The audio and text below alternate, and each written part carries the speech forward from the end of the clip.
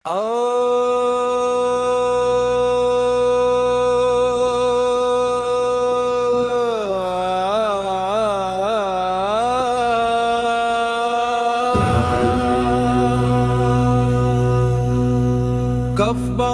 निवारण स्तोत्रम्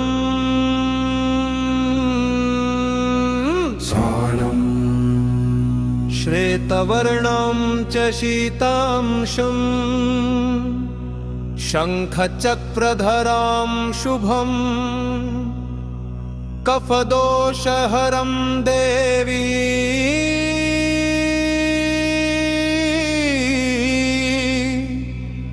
ध्यायेद्रोगविनाशिनी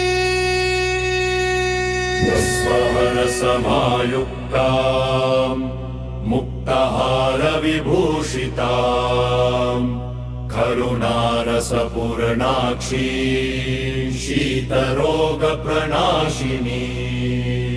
विनियोग अस्य श्रीकफबाण निवारण स्तोत्रस्य महादेवरीशे अनुष्टुप् छन्दः।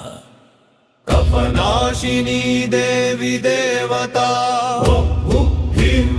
ह्रीं क्लीं बीजं श्रीं शक्तिः तिलकम् कफबाण निवारणार्थे जपे विनियोगः। गङ्गाविनाशः गङ्गाविनाशः गङ्गाविनाशः गङ्गाविनाशः। महादेवरीशये नमः। श्री अनुष्टुप् छन्दसे नमः। मुखे कफनाशिनी देवतायै नमः। ह्रीं बीजाय नमः। श्रीं शक्ताहे नमः। सौं कीलकाय नमः। अगन्यासः गङ्गाविनाशः गङ्गाविनाशः गङ्गाविनाशः गङ्गाविनाशः। ॐ ह्रीं अङ्गुष्ठाभ्यां नमः। ॐ ह्रीं तर्जनीभ्यां नमः। ॐ श्रीं मध्यमाभ्यां नमः। ॐ सौमनामिकाभ्यां नमः। ॐ रोगनिष्ठिकाभ्यां नमः। करतलकरपृष्ठाभ्यां नमः।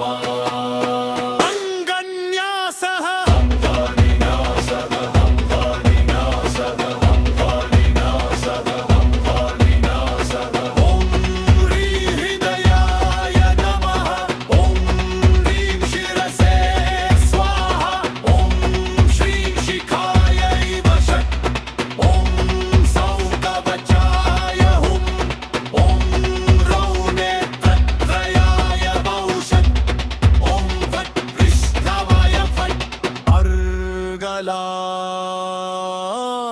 देहि मे स्वास्थ्यं शीघ्रं देहि कफविनाशनं देहि देहि सुखं नित्यं हर हर शितपीडनं नाशे नाशे कफदोषं शमय शमय व्यथां भेदय भेदय रोगबाणं कुरु कुरु शुभं ममम्। कीलकं तुयं रहंसं परमम् कफदोषप्रणाशनं यं पठेत् श्रद्धायुक्ता सिद्धि भवति न संशयः। कीलकं मोचां यत् भक्तानुग्रहकारणात् देयः प्रसादात् सिद्धिः स्यात् कफरोगविनाशिनी। नमामि शीतलां देवीं कफरोगनिवारिणीं गात्रस्थं कफबाणं च क्षिप्रनाशय नाशय श्वासकाशविनाशिन्यै नमस्ते करुणामयी। गले कण्ठे स्थितं दोषं हर हर अम्बिके शुभे।